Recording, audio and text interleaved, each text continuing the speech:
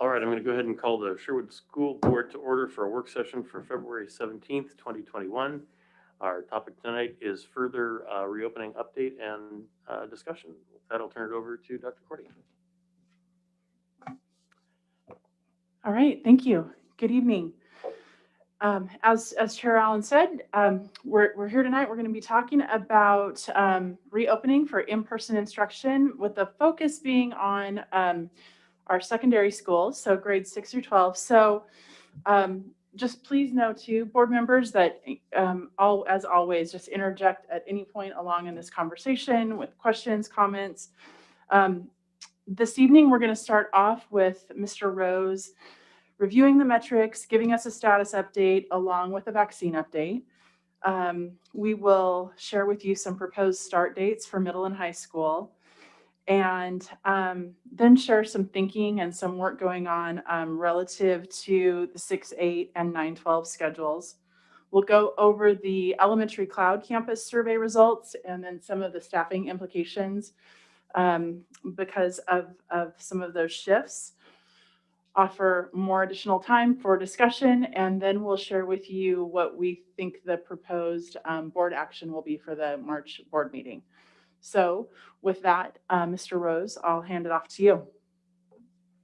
Thank you, Superintendent Cordy. Chair Allen, members of the board, appreciate your time this evening. This slide is the one you've seen many times now, showing the state metrics and which areas we have to meet to bring our students back. With the yellow being the real target for us at the moment, with that allowing us to bring K1 back and then 2-5, and also the discussion around 6 through 12, which is our point for this evening. With that, I'll move on to the next slide, which I get to bring you good news again this week. Our numbers for the county have gone down again. We are at 140.2 cases per 100,000 and a test positivity rate of 3.7%. So again, we're in the yellow zone, and that allows us to continue the planning we've been working on. Then if we may. So you've seen a bit of this before, but I have a little bit to update you on. We are reaching the end of wave 3. Wave 4 will open tomorrow at noon. We've been given that heads up. And I do believe there's actually a few wave 3 appointments remaining. And so while the supply tomorrow is not enough to cover all of wave 4, it will get us started and on our way. So I believe those are for appointments the 24th through the 27th, which is good news to get the last group, which is, if you remember, the grades 9 through 12 and the staff to support them, substitute coaches, and then the staff here in the district office. And that's what I have for this evening. Unless you have questions, I will hand it off to Mr. Bennett. Okay, so thank you, Mr. Rose. So tonight we're excited to announce some proposed start dates for middle school. We're proposing Monday, April 5th. That is the 1 week after spring break ends.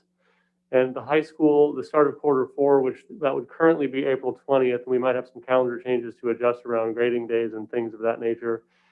And with the wave 4 vaccines expected to finish up around the first round around mid-March, the second round around mid-April, and the quarter ending on that date, this seemed like a very logical time to start, given the guiding principles of all the teachers having a chance to get all the staff having a chance to get a vaccine in 2 doses, and also just the opportunity of not being disruptive to the grading cycle. And so those are 2 dates we've put out, and we're pretty excited to bring kids back to school on those dates. Just quickly, I know we've talked about this before, but just wanted to put it out there that as we're building and things we're working on at the secondary level, these limits of cohorts, the biggest primary challenge is this limit of 100 kids in a cohort in a given week. And when in a normal schedule, students could interact with potentially 1,000 students in a given week. And so how do we adjust and account for this? And at the high school, you might recall we made the decision to offer a comprehensive schedule to kids at the beginning of the year, offer all the classes we normally offer. So we didn't deny kids courses they'd been preparing for. And we still feel that was a really good choice. It does make coming back in person a little bit more challenging. At the middle school, we are actually quite fortunate in that the model we put together through our TBACs, the teaming model, where students are naturally in teams, And the middle school is a little bit different than the high school in that students all have the same English language arts class, the same science class, the same social studies class, and there's a couple different tracks in math. And that makes it easy to put, not easy, it makes it possible to put students into groups of 100 kids and keep those cohort sizes a little bit more managed. So it's more of a challenge at the secondary level all the way around, and more manageable at the middle school and more challenging at the high school. So to address that, we really developed some criteria for the high school schedule, which we'll show you. Ms. Barron will present to you later tonight that will, I think, help clarify what some of the things we're trying to think about as we figure out the best schedule. We have the model set aside that we think works the best. It's just kind of fine tuning that schedule and how best to allocate that time in those groups. We're looking at some creative solutions that build on the work to date, and then we want to make sure and vet those carefully with our staff. So the next two slides, these are things you've seen before. I just wanted to go quickly through them again. When we do these transition pieces, they look a little bit different at the secondary level than they do at elementary level, but these are the things when we talk about transition weeks, and we'll talk about those transitions to in-person learning. These are some of the things teachers will need to do on the instruction side. And some of these things are different. Most of these things are different than they will be in person, than they will be in a normal in-person year. And so we want to make sure to give teachers time to do that. The next slide also talks about some more health and safety protocol things we'll be focusing on. And in both of our new buildings, things like emergency drills, those are brand new to the building. We've never done an emergency drill with our current students in either of those buildings, let alone in a pandemic. Just movement within the building. One thing the middle school schedule is really focusing on is making sure that their passing times are staggered so they don't have all the kids in the hallway at the same time. Thinking about where kids eat lunch, being really intentional about things like that to allow kids to be in school, but to keep those protocols and cohorts strictly together. So on that, I'm going to turn it over to Ms. Funderhide to talk about kind of the transition plan at the middle school and some thoughts about the middle school schedule. Thank you, Mr. Bennett. Chair Allen, Superintendent Courting Board of Directors, we're excited to share our transition plan in preparation of reopening school in our hybrid model. We are proposing the week following spring break as a professional development / transition week that Mr. Bennett was talking about, to prepare the classrooms as well as the building to focus on training staff in protocols, processes, and instructional methods necessary for our hybrid instruction. The following week, we would be proposing an orientation week for students as they return to the building. This week will be instrumental in launching the remainder of the school year successfully, as we need time to provide training to small groups of students in the COVID protocols and what classes in school will look like in the hybrid model. But more importantly, for us, it's an opportunity to introduce them to their new environment and begin building a positive culture in their new school. Our plan is to have students meet their teachers face-to-face by going through their schedule, as well as to familiarize students with the building. The proposal for the orientation is so that we can have each grade level have that orientation opportunity, since the building is new to all of our students, and they will also be meeting new classmates. Additionally, as Mr. Bennett had mentioned, this reaffirms some of the suggestions made during the TVAC process when we were planning on combining the two middle schools. And again, that orientation proposal is for April 5th. The next slide talks a little bit more about the specifics of our hybrid schedule. We will run a 9 to 3:10 p.m. daily, and it closely mirrors our current CDL schedule. And that was the plan from the very beginning, from the summer work, just to ensure smooth transition when we got to this point. Students will have a 6-period day, and each class will be 40 minutes long, which it currently is. They'll start their day with a 20-minute social emotional learning homeroom called Flight Time. And again, they've been doing that during the distance learning as well. They will be divided into 2 groups, an A group and a B group, and alternate between on-site days and asynchronous days throughout the week. So for example, a group of students will be on site for 2 days, and asynchronous for 3 days, 1 week. And then the following week, they'll be on site for 3 days and asynchronous for 2 days. Our hybrid students will keep the same schedule and team of teachers that they had in distance learning. And the students will be divided, like Mr. Bennett was talking about, into 3 cohorts and able to ensure that we are able to keep that under 100. Students will eat lunch within that cohort in a large, well-ventilated space, and we've identified 3 different locations for the lunches, and then disinfection protocols will be followed between the lunches. It's worth noting, and I think that Mr. Bennett mentioned this, that a unique feature of the hybrid schedule is that there's time for passing between periods that will be extended and staggered to give students ample time in the hallway and get to their next class safely. Our cloud campus students will also receive a combination of live and asynchronous instruction. And these students will also keep the same teacher team that they had in distance learning.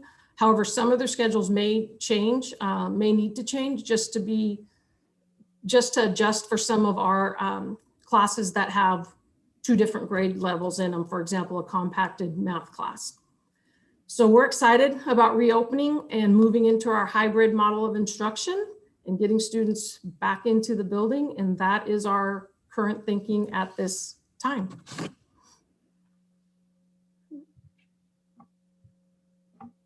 Questions from Ms. Thunderhead? So if I'm understanding the AB rotation schedule correctly, the school is only going to be like at 50% capacity on each day. Is that correct? That is correct. So we have our teaming model. So we basically have team A, B, and C, and then within that team, we've split them into an A day and a B day schedule.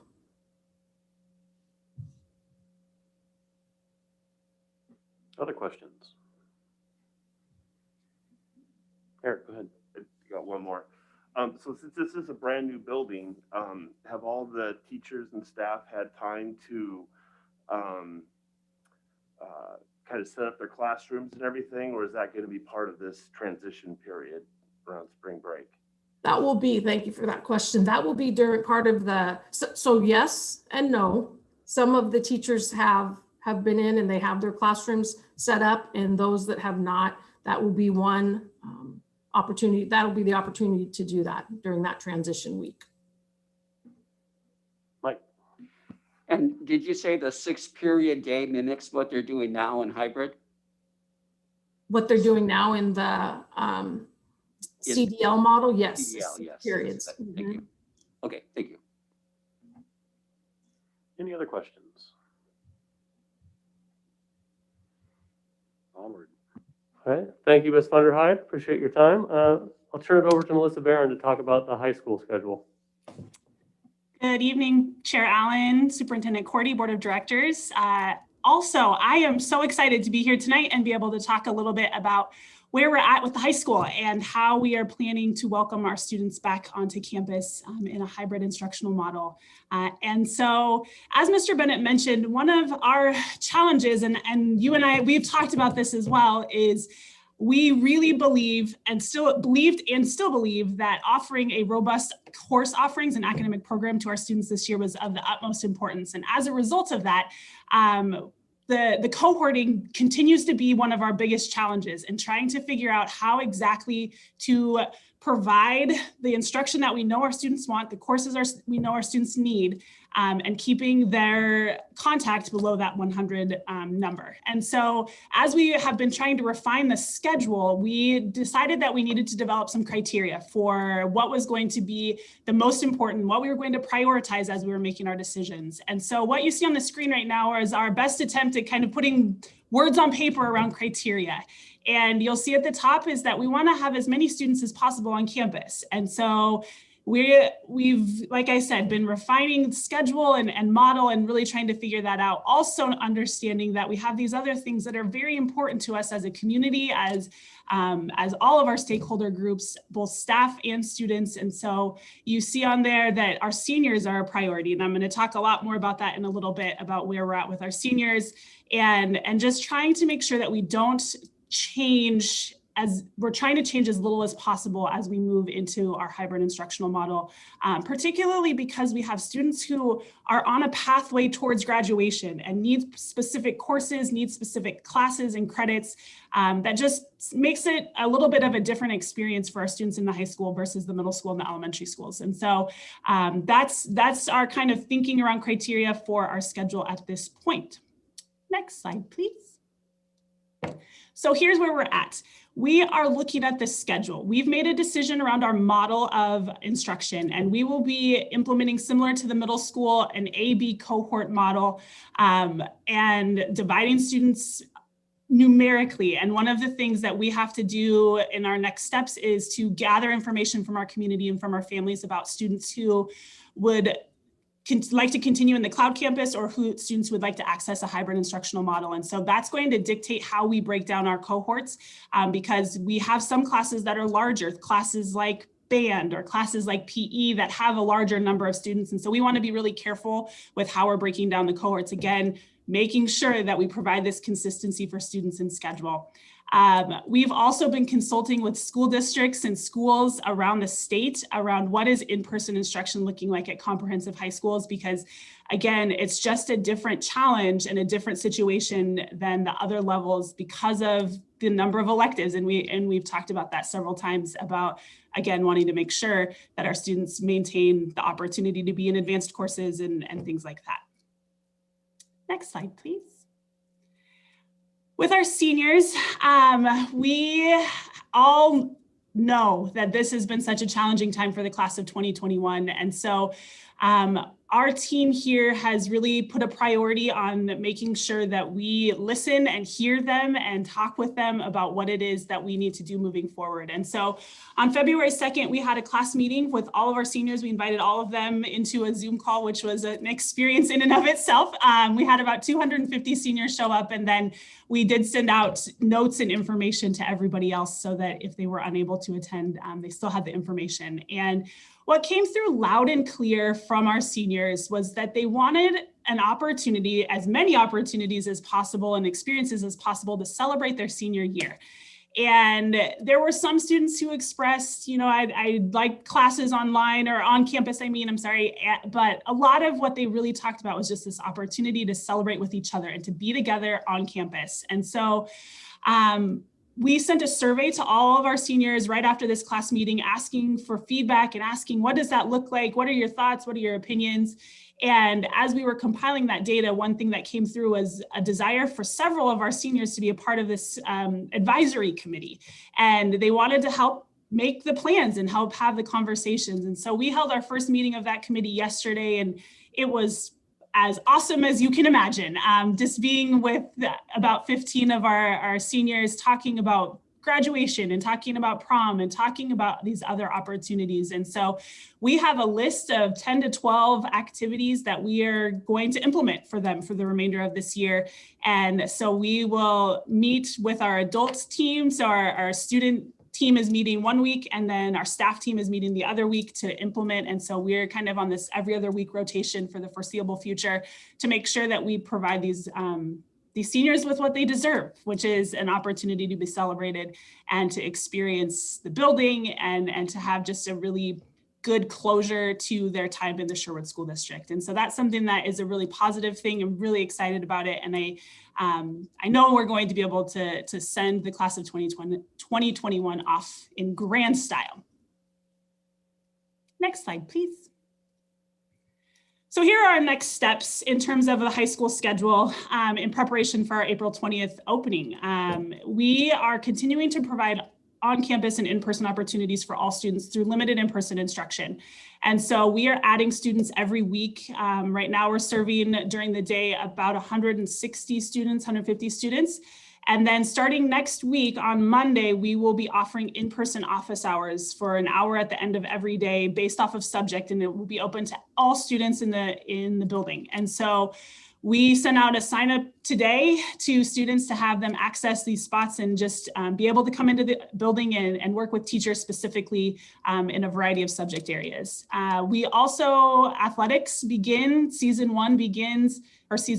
2, I'm sorry, begins on Monday. And so all of our traditional, what we would consider fall sports are up and running, and we'll be starting practice and seasons, as well as activities. And so our band director and choir directors are also putting together plans to bring students onto campus for those activities. And then our activities director is working around setting up opportunities for our clubs to continue meeting. And so that's going to happen now and continue to happen until April 20th, right? And that we recognize that April 20th is still a long ways away in a lot of ways. And so we want to make sure that we're providing those opportunities for students to be on campus and interact because we recognize that's something that has been missing this year. In addition to that, we will be finalizing our hybrid schedule. So the times and the cohorts and all of those things. But as I said earlier, one of the pieces of information we need to have is just feedback from our families about the instructional model and their transportation plans for the hybrid model, and that will help us make some final decisions. And so our plan is to get that survey out hopefully by the end of this week, if not at the beginning of next week, so that we can get that information as quickly as possible. We're also working with our staff to develop a transition plan. And again, one of our, something that makes the high school unique is we are credit bearing. All of our courses are credit bearing. And when we made the transition from the trimester to the quarter, as you guys know, we shortened the length of the grading period, and having a week of time in a quarter that we are not providing instruction to students is untenable for us. We don't believe as a staff that we would be able to provide the level of instruction that would warrant and provide the opportunities that students need to earn credit. And so we are thinking about the transition plan a little bit differently. And so we are trying to be very thoughtful with our staff around what that could look like.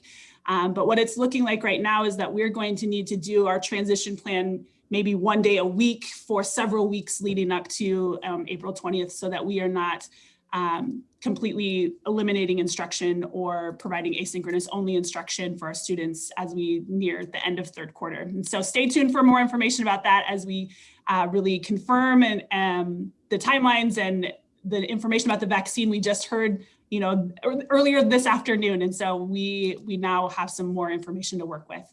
And then lastly, we're just going to continue working with our seniors to plan those activities and opportunities.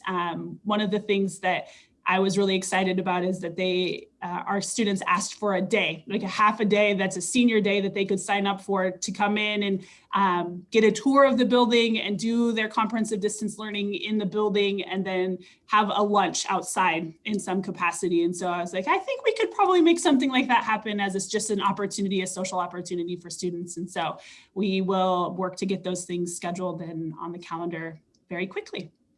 And that is where we are at the high school level for our hybrid instructional model. Questions? Eric. So I know this is probably way too early to ask this.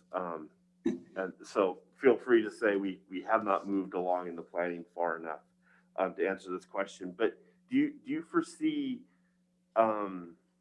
all the classes we offer at the high school having some in-person element to them when we come back in Q4? Yes. We will have all classes running on campus in some capacity, and students will have the opportunity to access all classes in person. Okay. Other questions?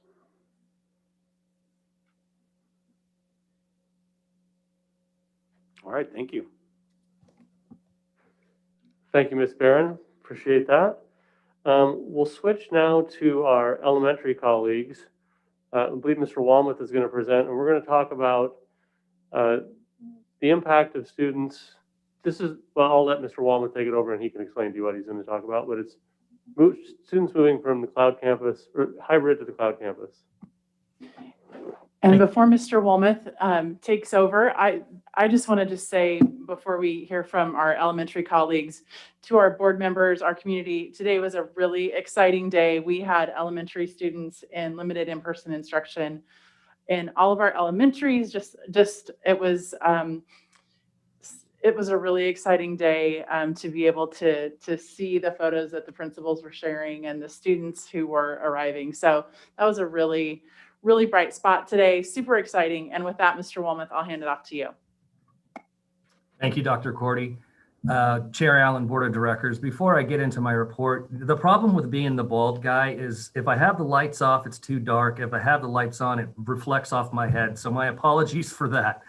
I'd like to take an opportunity. A hat didn't occur to you? Well, I don't think I can wear a hat at a board meeting, Director Allen. So like to take an opportunity to share with you all the results of our most recent survey to our families regarding their intent to return to in-school instruction, make a move to the cloud campus, or if they were to choose to remain in the cloud. First of all, we had about an 88% response average across the elementary schools, which we think is a pretty good number and pretty indicative of where our community is. And as you can see in the table, in the blue section, we've had 197 students request a move from our current CDL model into the cloud campus model, essentially saying that they're not comfortable coming back to in-person instruction. So you take this number of 197 and we add that to our current number of 259, we're at 456 cloud campus students K-5 throughout the district. However, as part of that survey, we also received 21 requests from families to make a move from the cloud into the in-person learning. So that 456 number will likely drop to 435, which is where you see in the first column in the blue or green, I guess it's green section. In addition to that, we did receive 14 requests from current homeschooling students that would like to join us for in-person learning. And just so you know, we've added these two groups of students, the cloud campus to hybrid kids and the homeschool to hybrid kids, into our wait list / our lottery group. And if you recall, at a previous board meeting, we discussed how we would, the system by which we would allow students to come back into the building if they were currently in the cloud, homeschool, a new student, or coming from a private school. And we just wanted to let the board know today in the community that we will be holding a lottery for the waitlist students tomorrow morning. Of course, following the guidelines that were shared and discussed at the previous board meeting.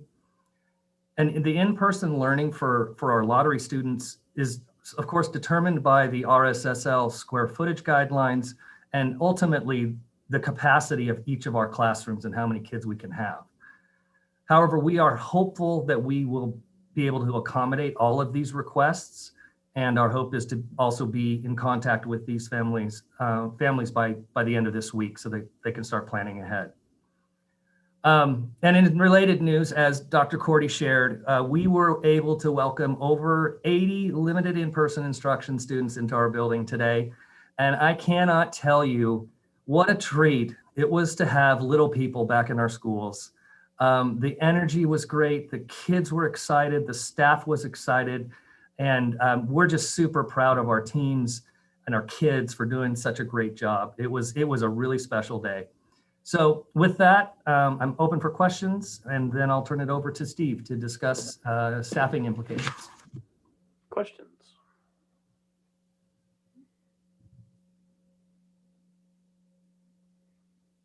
All right, Steve. Thank you, Mr. Wilmoth. So you may recall that this year to staff our cloud campus, we moved 12 of our teachers, 2 at each grade level, into the cloud campus. And then with this additional 197 students transitioning into the cloud, the way we were fortunate in that the way the numbers broke down, we are able to hire 1 additional teacher at each grade level for the cloud campus. And then there will probably need to be a redistribution of students to balance classes so that we can make that happen.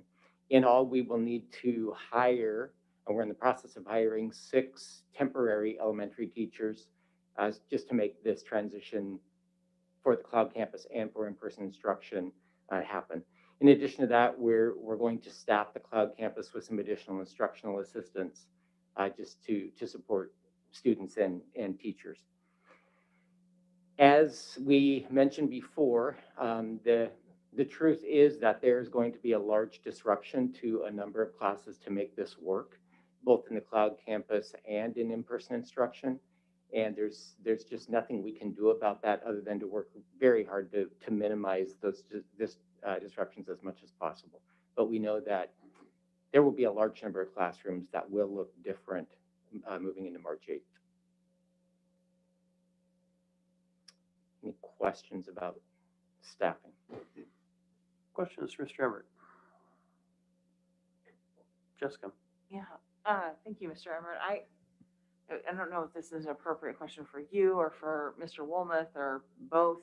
Whoever wants to take a swing at this, knock yourself out. I'm a little surprised at the class size in 4 and 5. Are we feeling comfortable that with that number of kids we can not only deliver the content but manage crowd control and all of that remotely comfortably? That just seems like a really high class load.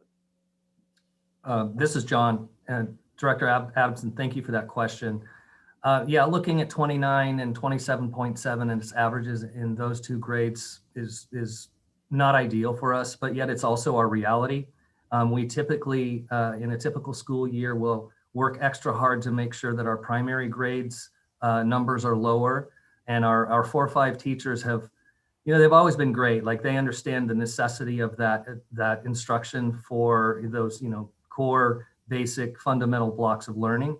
And so, we know our team can do it because they've done it before, and we have all the confidence in the world that they'll be able to pull that off. The one thing I would add to that is, one of the keys in the past has been to offer some additional IA support, or to make sure they have IA support in those classrooms so that there's more than one adult in those rooms. And so that is also one of the things we're looking pretty closely at. Thank you. Other questions? Sue? So are these hires new? Are they outside of the district then? We need to ramp up to be able to do this. Is that correct? So we are currently in the process of determining who will be in those cloud campus classrooms and who will be in the in-person classrooms. The 6 additional teachers will be new teachers to our district. They'll be hired as temporary teachers to the end of the year. And the beauty of that is it gives us an opportunity to learn to know 6 new people potentially for coming years. Other questions? Onward. Sorry. I do. Yeah, sorry. So is this pretty final? So parents know that they had their opportunity to weigh in whether they wanted to move, and like, this is, you've either spoken or you're going to hold your peace. Is that? Yeah, so we talked about that today. And so the survey was the opportunity for teachers to determine where they wanted their children to be. And that has to be moving forward the way it is. Otherwise, it would be impossible to determine staffing. And by teachers, you actually meant parents there, yeah. Parents, I'm sorry. Yeah, Yes. okay. I just want to be clear so that we don't have confusion down the line, that people were given a very clear opportunity to express their interests, and that's kind of where we are. Mr. Wilmoth, John, if could I you may add, sorry, go ahead. Yeah, Mr. Wilmoth, could you speak some more to that, like the process that you and the elementary teams have gone through with respect to the survey, and then follow up with families that you didn't hear from? Could you elaborate a bit on that, please? Yeah, thank you, Dr. Corday. One thing I would also add before that, in response to Director Adamson's question, is one of the things that we spent time with was putting together a fairly comprehensive FAQ prior to the survey going out, so that parents would have an opportunity to read what we have been hearing as common questions that were coming from the community. With regards to the process, yeah, so it initially went out as from each of the 4 building principals as an all family email, was then followed up by classroom teachers emailing the families that they had yet to hear from. And then finally, office staff and or principal either sent an email or made phone calls to check in with those families. Thank you. Yeah, thank you for the thoroughness. That's really great. Other questions? What's next? So we've offered some time for any discussion that you'd like to have or anything that you want to visit with us about, and then we'd like to share with you what we think the board action might look like on March 10th at our board meeting. Jessica. I didn't think to ask this question, but I think it would be helpful for the community to have a better understanding of why, particularly in high school, it makes sense to do this transition at the quarter. Why in particular for high school, especially given the time of the year, the study that they're doing, how the rhythms of high school work for people that may or may not be as familiar with how high school works now, why it is that it makes the most sense to try and transition at the quarter point instead of just ripping off the Band-Aid and sending them back on April 5th like we're doing for the middle school. So I'll take part of it and maybe I'll ask Ms. Barron to answer the second part. Part of it is just the vaccine timeline puts us just, we think, a few days before the end of the quarter. So that's part of it there is we're driven by when we think that's going to occur sometime in mid-April, and the quarter actually ends on the 19th of April. So that's part of it. And then there's a whole disruptive piece that Ms. Barron alluded to that I'll let her answer if that's okay. Sure, I can answer that. One of our biggest things that we are taking into consideration around why the start at the quarter and not transitioning mid-quarter is around the instruction and recognizing that the high school level, particularly towards the end of a quarter or grading period, whether it's a quarter or a trimester, we have students who are attempting to earn credit and attempting to make sure that they have mastered content and skill necessary to move forward in a class progression or things of that nature. And we have final exams taking place and assessments that are taking place. And so there are a lot of things that are happening, right at the end of that quarter time. And if we offer an opportunity for us to transition in that time, there is a very high likelihood that we would lose out on some of that very important instruction and opportunity for students. And so that's why we are looking at transitioning at the quarter as opposed to a mid-quarter shift. Other questions? Eric.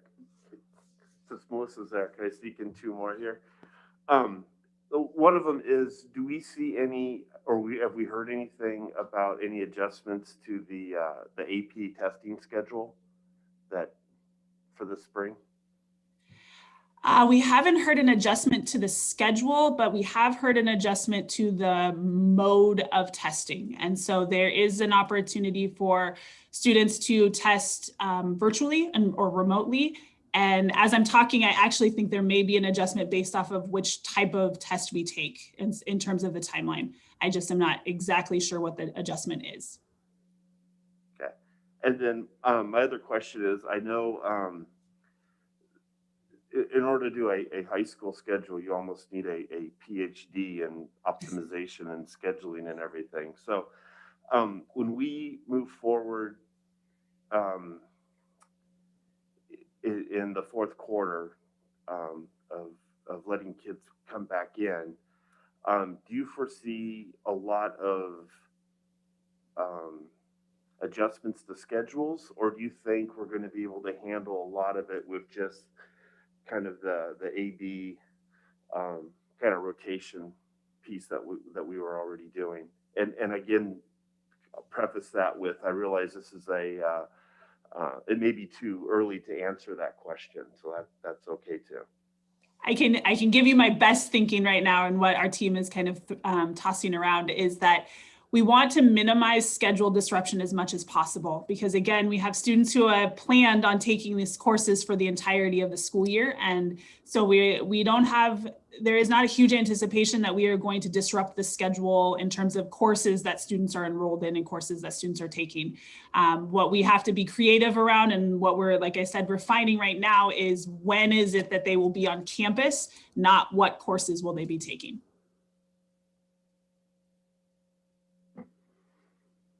Mike. So in light of some of that questions, I just would like a brief discussion on the middle school, since they won't be coming back in the quarter. It seems like there's, if I heard correctly, a spring break and then a transition week. So there'll be like 2 weeks without instruction. And how will, what are your plans for making sure the students get caught back up and don't fall behind with the courses they're currently taking, again, at the middle school level? Thank you, Mike, for the question. So we have the teachers have planned out their third quarter, and they are working on how they can collapse that extra week into the current CDL. Our core teachers, as it relates to our core teachers, they will be, it doesn't really impact what they're doing and their planning that they have already in place. It really impacts our electives. And for example, a specific example would be our first aid class that was third quarter. And by shortening that, one of the challenges that they won't be able to get their certification unless we make some adjustments. And so the health team is in conversations about what that could look like and how can we, as an administrative team, support that. And maybe that becomes one of the things we've talked about, is that the limited in-person instruction model to bring them in at another time to be able to demonstrate that they have the skills to get the certification. So the elective teachers, which is who it impacts the most, are working to condense and collapse what they can do with their students to make sure that they're getting that same experience and not coming up short for some of those really popular elective classes. So I hope does that answer your question, Mike? Yes, thank you. So there are some challenges within shortening that, and we want to get the kids back, and staff are willing to make some adjustments in order to do that.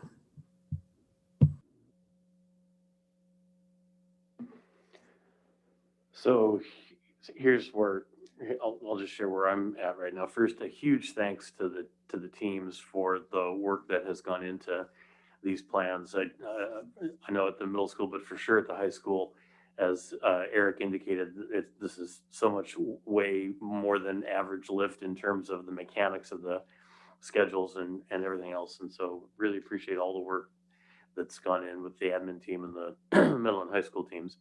I generally like the schedule.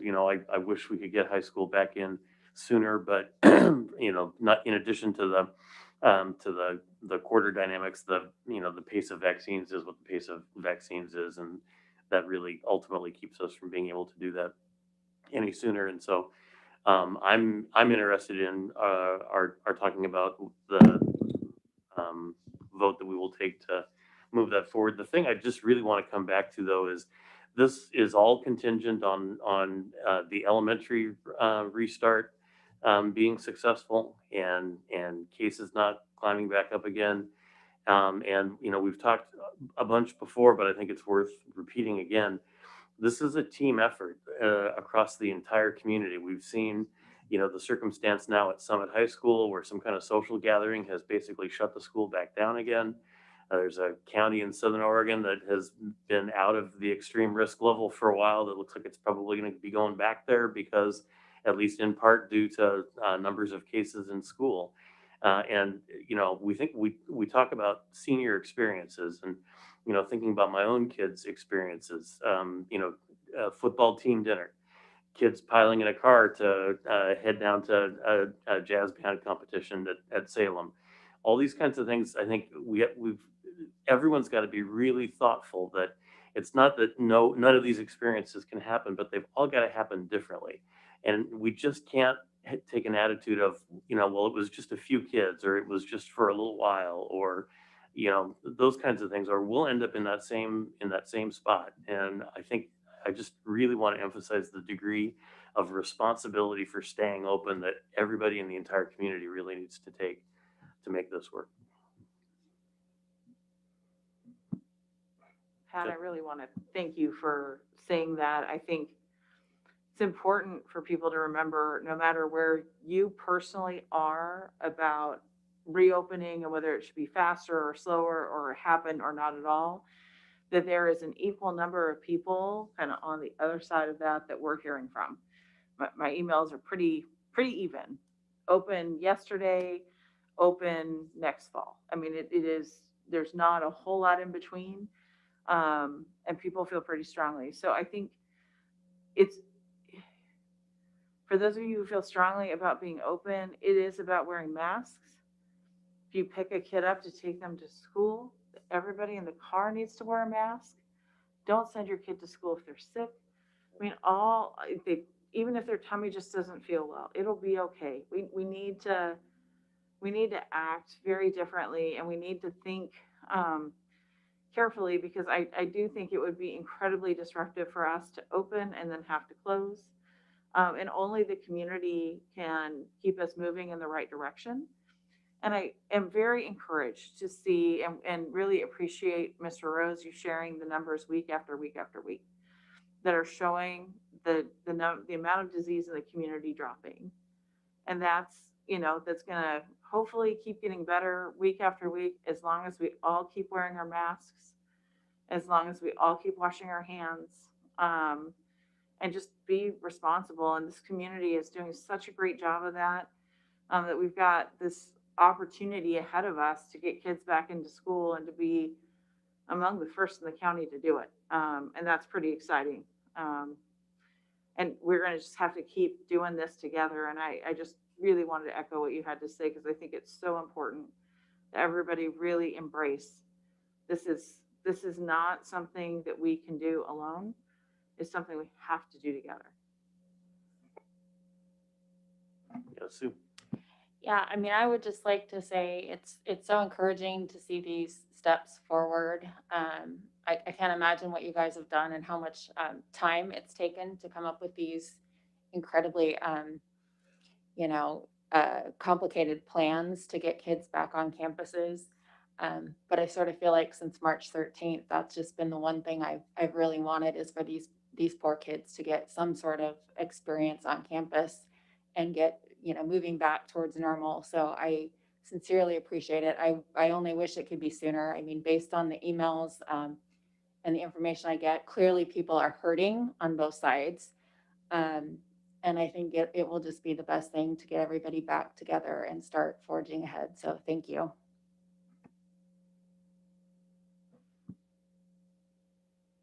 Anybody else?